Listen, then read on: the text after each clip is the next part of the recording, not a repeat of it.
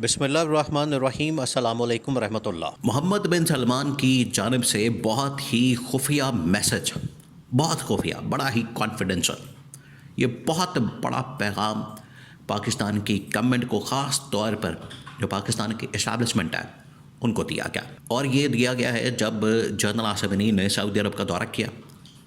Saudi अरब के दौरे के दौरान जब वहाँ पर इन्होंने सिविल अवार्ड हासिल किया, सऊदी गवर्नमेंट ने, सऊदी हुकूमत ने जो सऊदी अरब का सबसे बड़ा किंग अब्दुल अजीज़ जो सिविल अवार्ड है वो इनको दिया। अब किसने दिया, कैसे वहाँ पर इस्तकबाल किया गया, और जो मोहम्मद बिन सलमान की जानिब से सबसे बड़ा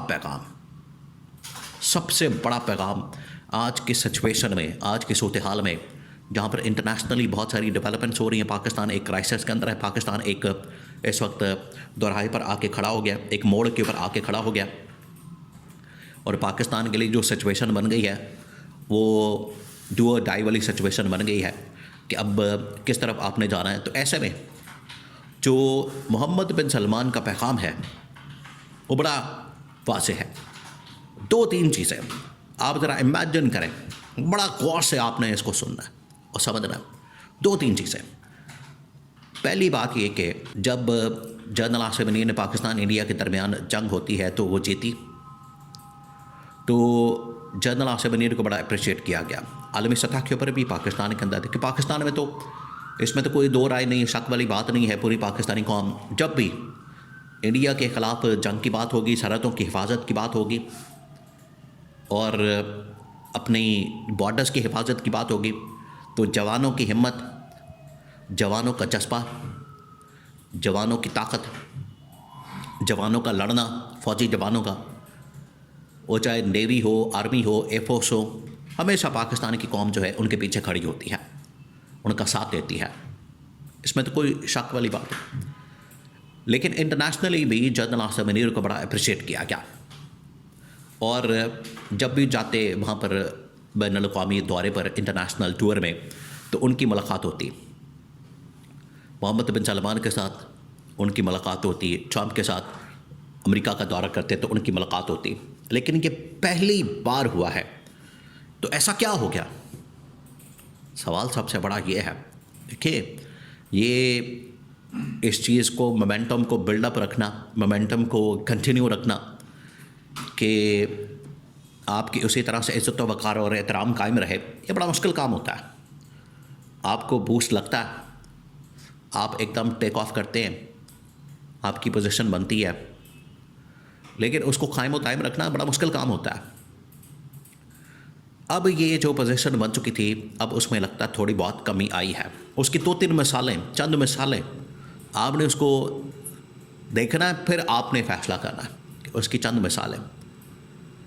और अब बाकायदा तौर पर जो सऊदी मीडिया है वो सारा कुछ उसको रिपोर्ट कर रहा है, और जितना इस वक्त इंटरनेशनल भी इंडिपेंडेंट मीडिया वो इसके बारे में बात कर रहा है। सऊदी मीडिया ने सबसे पहले तो इस बारे में रिपोर्ट किया। अब ख़बरें आप ज़रा देखें जाके, बहुत ही दिलचस्प और बहुत बड़ी ख़बरें। उसके अंदर ही कहा गया कि पहली बार हुआ है कि मोहम्मद बिन सलमान की जानिब से जनरल आसिम का वेलकम नहीं किया गया। आपको याद है लास्ट टाइम जब मोहम्मद बिन सलमान ने पाकिस्तान के साथ एक एग्रीमेंट करना था, इस हवाले से डिफेंस डील करनी थी, तो जब जनरल आसिम का, शहबाज शरीफ का तैयारा वहाँ पर पहुँचता है इसकी हुदूद में, सऊदी अरब की, तो ना सिर्फ हवा के अंदर इनको वेलकम किया जाता है, इनको पूरा एक स्क्वाड किया जाता है और सलामी दी जाती है तैयारों के ज़रिए, बल्कि एयरपोर्ट के ऊपर उतरते वक्त मोहम्मद बिन सलमान वेलकम करता है, इस्तकबाल करता है, फिर अपने शाही महल के अंदर लेके जाता है। बड़ा ज़बरदस्त किस्म का प्रोटोकॉल, तमाम चीज़ें। अब जाके देख लें, ये 3-4 महीने पहले की बात है। फिर उसके बाद डिफेंस डील हो जाती है। तो 3-4 महीने के अंदर ऐसा क्या हो गया कि मोहम्मद बिन सलमान ना वेलकम करने के लिए आया, ना मुलाकात करने के लिए आया, ना तस्वीर बनवाने के लिए आया, और ना ही जो सऊदी अरब का सबसे बड़ा सिविल अवार्ड है वो देने के लिए मोहम्मद बिन सलमान सामने आया। बल्कि इसकी बजाय उसने क्या किया, अपना जो छोटा भाई है खालिद बिन सलमान, जो कि वज़ीर दिफा भी है, अगर वज़ीर दिफ़ा का मामला होता, ठीक है, यहाँ से ख्वाजा आसिफ जाता, वो वज़ीर दिफ़ा है, तो ख्वाजा आसिफ को भी इतनी लिफ्ट नहीं मिलनी थी। उन्होंने वज़ीर दिफ़ा से मुलाकात ही नहीं करवानी थी, उन्होंने किसी छोटे लेवल के बंदे की मुलाकात करवा के, गवर्नर, नायब गवर्नर टाइप, उसकी मुलाकात करवा के तो फ़ारग कर देना था। ये तो वज़ीर दिफ़ा सऊदी अरब का, ये ख्वाजा आसिफ लेवल का आदमी है, लेकिन ख्वाजा आसिफ को भी उन्होंने घास नहीं डालनी थी। तो वज़ीर दिफ़ा खालिद बिन सलमान, मोहम्मद बिन सलमान का छोटा भाई, वो वेलकम करता है और वहाँ पर उन्हें ये अवार्ड भी देता है और बातचीत भी करता है। और मोहम्मद बिन सलमान का फिर ये पैगाम जो है, शाही फरमान जो है, वो पहुँचाया जाता है।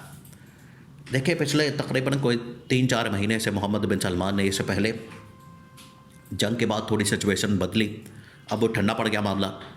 उससे पहले और उसके बाद मोहम्मद बिन सलमान ने जनरल राहील शरीफ के ज़रिए से पाकिस्तान के मौजूदा हालात वाक़यात के ऊपर, अब ये रिकॉर्ड के ऊपर चीज़ें आ चुकी हैं कि जनरल राहील शरीफ ने पाकिस्तान को, जनरल आसिम को, फील्ड मार्शल को, या आप कह लें कि इस्टेब्लिशमेंट को जो पैगाम दिया पाकिस्तान के अंदर कि आप यहाँ पर सूरत हाल को बेहतर करें, मामलात को बेहतर करें, यहाँ पर पॉलिटिकल स्टेबिलिटी बड़ी ज़रूरी है और विक्टिमाइजेशन को ख़त्म करें।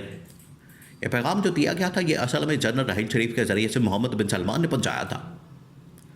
और आज वो पैगाम उन्होंने अपने भाई खालिद बिन सलमान के ज़रिए से पाकिस्तान के इस्टेब्लिशमेंट, टॉप मिलिट्री कमान या जनरल आसिम को दिया। पैगाम बड़ा क्लियर, बड़ा वाज़ेह, 2-3 चीज़ें। एक तो ये कि उन्होंने कहा कि आप कब तक अब अमेरिका के सहारे या सऊदी अरब के सहारे रहेंगे, ये अब आपने ख़ुद अपने पैरों पर खड़ा होना है और इसके लिए आपने हाथ पाँव मारने हैं बग़ैर किसी ये बहाने के, एक्सक्यूज़ के। अब आपको ख़ुद हिम्मत करनी है और पाकिस्तान के अंदर स्टेबिलिटी, पॉलिटिकल और उसके नतीजे में इकोनॉमिक स्टेबिलिटी आ सकती है। ये अब आपके ऊपर डिपेंड करता है। पहला ये पैगाम दिया गया। उन्होंने कहा कि हर मरतबा एक तेल का मुआहदा, डिफेंस डील, फिर उसके नतीजे में पैसा, डॉलर्स और रोल ओवर करना, हमारे जो पैसा वहाँ पर रखा गया स्टेट बैंक पाकिस्तान में, ये मामला अब ज़्यादा देर तक नहीं चल सकता। आखिरकार हमने भी अपना मुल्क चलाना है, मामलात चलाने हैं, तो आप अपने मामलात देखें, हमें अपने मामलात देखने थे। तो उन्होंने पैगाम दिया। उन्होंने फिर जो आखिरी पैगाम दिया वो था इमरान खान का, पता लगे कि आपको एक ही असल में जो हर चीज़ का हल जिसके अंदर मौजूद है वो एक ही है कि पाकिस्तान में ये जो पीटीआई और इमरान खान के ख़िलाफ़ ये जो सब कुछ किया जा रहा है, अगर आप इसको बंद करते हैं, अगर आप इसको ख़त्म करते हैं, इसको रोक दें, तो फ़ौरन आपको रिज़ल्ट उसका मिल जाएगा। ऑटोमेटिकली पाकिस्तान के अवाम भी, इंटरनेशनली भी, इदारों की सपोर्ट, सरबराहान की सपोर्ट और सबसे बड़े पाकिस्तान की अवाम की सपोर्ट वो आपके साथ हो जाएगी। और यही मानीखेज़ एक चीज़ है।